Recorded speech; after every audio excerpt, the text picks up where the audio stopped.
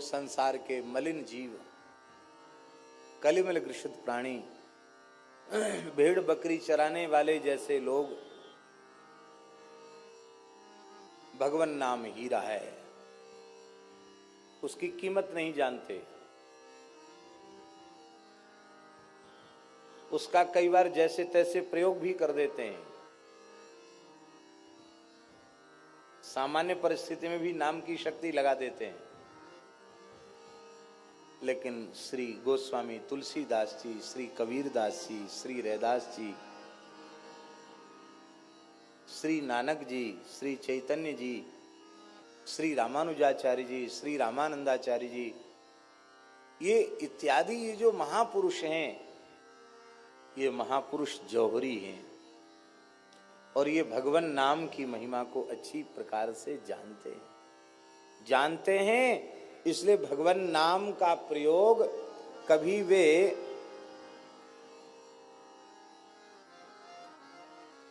सामान्य परिस्थितियों में वे भगवान नाम का प्रयोग नहीं करते हैं, क्योंकि भगवान नाम की महिमा क्या है ये वे महापुरुष जानते हैं। एक बात हम आपको निवेदन करें,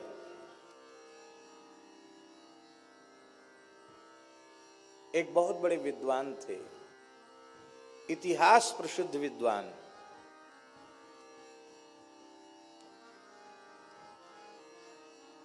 महापंडित श्री पद्मनाभाचार्य जी।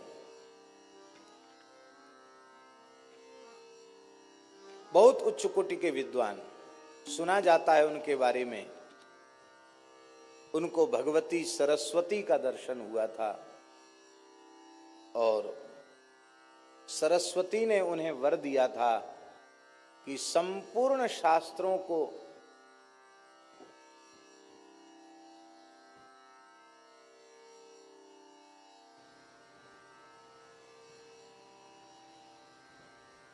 तुम आद्योपांत समझ सकोगे, जान सकोगे। शास्त्रार्थ में तुम्हारा कोई प्रतिद्वंदी धरती पर नहीं होगा। और 100 गाड़ी में ग्रंथ लद के चलते थे। आज से 700 साल पुरानी बात है। कितने साल पुरानी बात? 100 गाड़ियों में ग्रंथ लद के चलते थे उनके। जिस पंडित को शास्त्रार्थ में हरा देते थे उसके ग्रंथ छीन लेते थे। वे महापंडित पद्मनाभ काशी पहुंचे। काशी के विद्वानों में हड़कंप मच गया। इतना बड़ा विद्वान, समस्त शास्त्रों का समर्थ वक्ता, विद्वान, भगवान के सप्तपुरी में विग्रह में वाराणसी भगवान की नासिका है। नाक माने इज्जत होती है, प्रतिष्ठा। ज्ञानियों की नगरी, विद्वानों की नगरी, विद्या की नगरी काशी भगवान की नाक है। काशी के विद्वान घबराए, हम लोग एक एक विषय के पंडित हैं, वे समस्त शास्त्रों का पंडित है, सरस्वती का वर इससे प्राप्त है। कहीं ऐसा न हो कि हम लोग हार जाएं तो काशी की नाक कट जाए। तो विद्वानों ने काशी विश्वनाथ जी की उपासना की। विश्वनाथ जी के मंदिर से आवाज आई कि काशी की प्रतिष्ठा बचाने का एकमात्र उपाय है संत कबीरदास जी के साथ इसका शास्त्रार्थ करा दो। पंडित कहने लगे कि कबीरदास जी की तो योग्यता का प्रमाण पत्र है, मसी कागज छुओ नहीं, कलम गही नहीं हाथ है। कागज कलम दवात से, स्याही से कभी उनका काम ही नहीं पड़ा। एक निरक्षर भट्टाचार्य को एक महापंडित से शास्त्रार्थ कैसे कराया जा सकता है? पर भोले बाबा की आज्ञा है, जरूर कोई न कोई चमत्कार होगा। पंडितों ने जाकर कबीरदास जी से कहा, महाराज काशी की प्रतिष्ठा बचानी, आपको शास्त्रार्थ करना है। कबीरदास जी हंसने लगे, बोले हम जानते नहीं शास्त्रार्थ क्या होता, हम क्या करेंगे शास्त्रार्थ। हम तो इतना जानते हैं, पोथी पढ़ी पढ़ी जग मुआ, पंडित भया न कोई, ढाई आखर प्रेम का, पढ़े सो पंडित होए। तब विश्वनाथ जी की आज्ञा, आपको चलना पड़ेगा। बोले विश्वनाथ जी की आज्ञा सिरोधार्य है, पर उन पंडित जी को आप यहां ले आओ, हम कहीं चलकर जाएंगे नहीं। बोले ठीक है। पंडितों ने पद्मनाभ जी से कहा, महाराज काशी विद्वानों की नगरी है, एक एक करके अलग अलग शास्त्रार्थ करोगे, बरसों लग जाएंगे।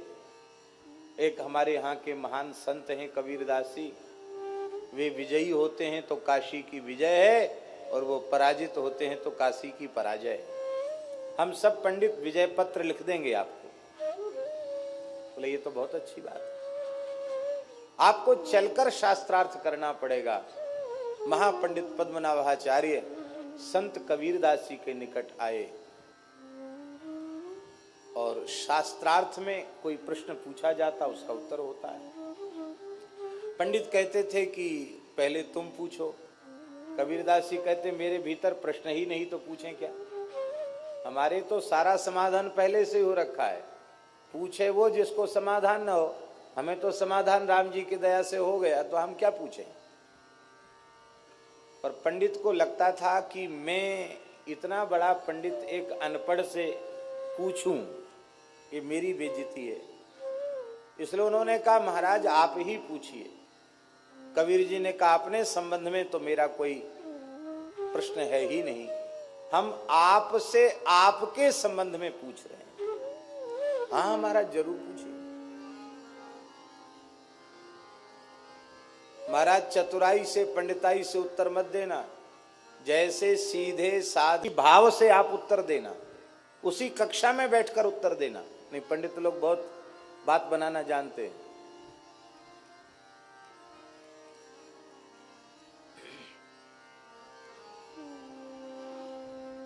हाँ महाराज पूछिए। श्री कबीरदास जी ने पूछा, पढ़ी समझे पढ़ी समझे या समझी पढ़े, अहो कहो द्विज राय, सुन कबीर की बेन को, पंडित गयो चकराय। तत्वज्ञानी संत कबीर की वाणी विचित्र। उन्होंने कहा पंडित जी हमें ज्यादा नहीं पूछना आपसे आपके बारे में, आपने पढ़ के समझा कि समझ के पढ़ा। क्या कहा? आपने पढ़ के समझा कि समझ के पढ़ा। आखिर तो महान शास्त्रों के मर्मज्ञ विद्वान थे, इतना गूढ़ प्रश्न मेरे बारे में कर रहे हैं। बहुत देर तक पंडित जी मौन रहे, और अंत में उन्होंने कहा, बाबा सच्ची बात यह है, न मैंने समझ के पढ़ा और न मैंने पढ़ के समझा। कैसे? बोले यदि समझ के पढ़ा होता तो सबका फल है भजन, हम भजन में लगे होते, इस प्रतिष्ठा सुक्री विष्टा के संचय में, मान बढ़ाई के धन के संग्रह में हम न लगे होते।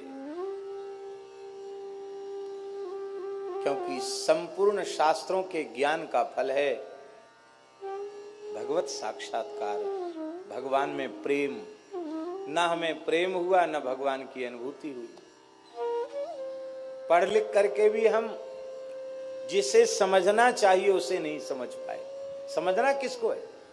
भगवान वेद कह रहे हैं, यस्मिन् विज्ञाते सर्वमिदं विज्ञातम भवति। उस एक तत्व के बोध से सबका बोध हो जाता। भगवान को जान लिया तो सबको जान लिया, और सब कुछ जान लिया, भगवान को नहीं जाना तो कुछ नहीं जाना।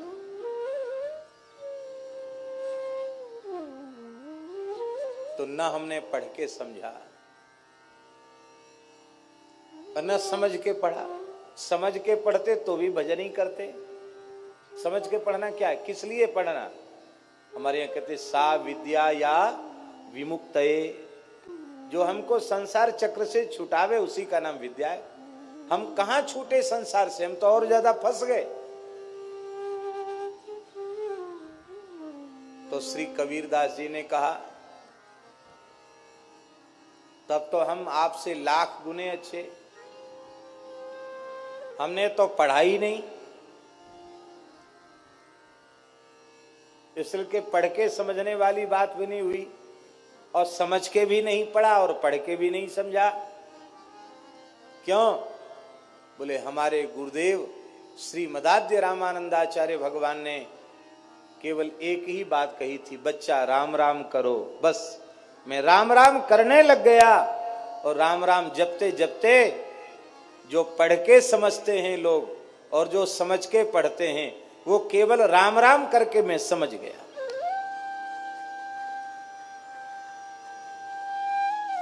और श्री कबीरदास जी कहते हैं, राम नाम के पट तरे दैवे को कछु नाहि, क्या ले गुरु संतोषिए होंस रही मन मान।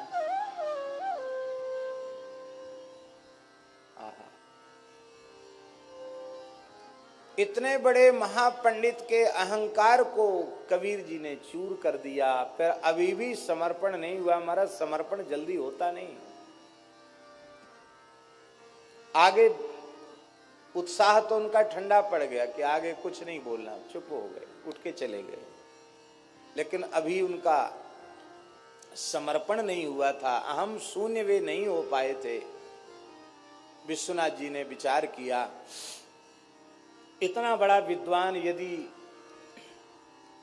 इसका भी उद्धार न हो तो शास्त्रों की महिमा क्या है, संत की महिमा क्या है। कबीरदास जी जैसे संत से मिलने के बाद इसका कल्याण होना चाहिए। कल्याण कैसे हो? तो ऐसा कोई दृश्य उपस्थित हो कि इसको वैराग्य हो जाए। तो महापंडित पद्मनाभ सायंकालीन संध्या वंदन कर रहे थे, एक पीपल के नीचे बैठ के संध्या कर रहे थे। काशी की बात है। तो उनको एक दृश्य भगवान विश्वनाथ जी ने दिखा दिया। उनको दिखाई पड़ा कि पीपल की सब डालियों पर कोई न कोई भूत प्रेत बैठे हैं। एक डाली खाली है, एक भूत आया उस पर बैठ गया। तो जो पहले बैठे थे ना शाखाओं पर भूत, वो सब झगड़ने लगे। बोले तू यहाँ कैसे बैठा, इस पर मत बैठ। बोले सब डालियां भरी हैं, यही खाली है इसलिए इस पर बैठ गया। बोले खाली तो है पर ये रिजर्व है, पहले से आरक्षित है। ये किसके लिए? बोले महापंडित पद्मनाभ मर के प्रेत बन के इसी पे रहेगा, उसके लिए आरक्षित है। दूसरे प्रेतों ने कहा भला इतना बड़ा शास्त्रों का विद्वान पंडित, संध्या गायत्री संपन्न ब्राह्मण, भला प्रेत क्यों बनेगा? तो एक वृद्ध प्रेत बोला तुमको पता नहीं है, जो ब्राह्मणों को गुरुम तुम कृत्य हूं कृत्य विप्रम निर्जित्य वादतः, भगवान महर्षि मनु ने लिखा है, मनु जी ने कहा है, जो गुरुजनों को अपने से बड़ों को तू करके हूं करके अपमानित करता है, उत्तर देता है, और ब्राह्मणों को शास्त्रार्थ में पराजित करके उनका अपमान करता है, उसे पिशाच की योनि, भूत प्रेत की योनि में जाना पड़ता है। तुमने नहीं पढ़ा है? इसने तो न जाने जीवन में कितने ब्राह्मणों को अपमानित किया है, ये तो अवश्य ही प्रेत बनेगा।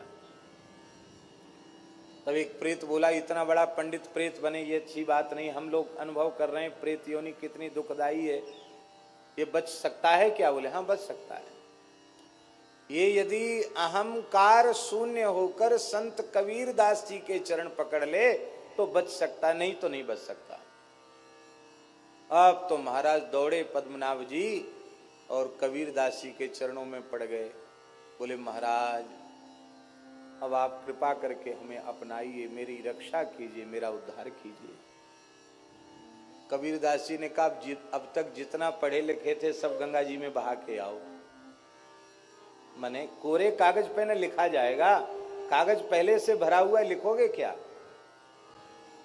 शास्त्र का अहंकार भी एक अहंकार होता है, विद्या का अहंकार भी अहंकार होता है, उसको धो करके आओ।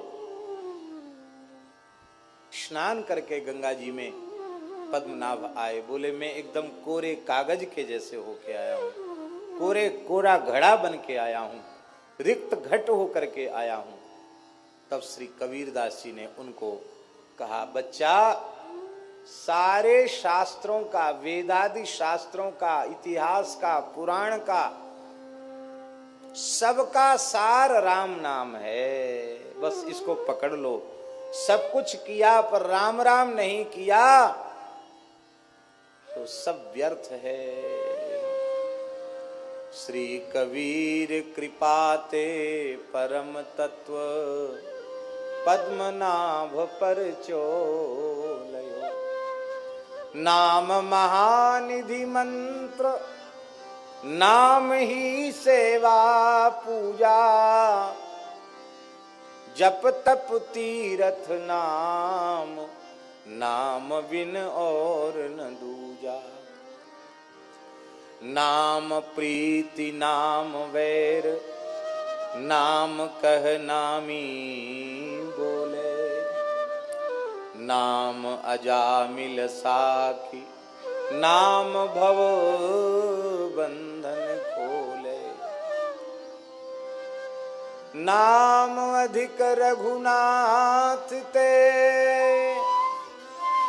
राम निकट हनुमत कयो। श्री कबीर कृपाते परम तत्व पद्मनाभ पर चोलयो। इतना बड़ा पंडित सब छोड़ के राम राम करने लग गया और राम राम करते करते पद्मनाभ जी सिद्ध हो गए। प्रतिदिन सत्संग एवं दर्शन के लिए श्री महाराज जी के ऑफिशियल चैनल को जरूर सब्सक्राइब करें।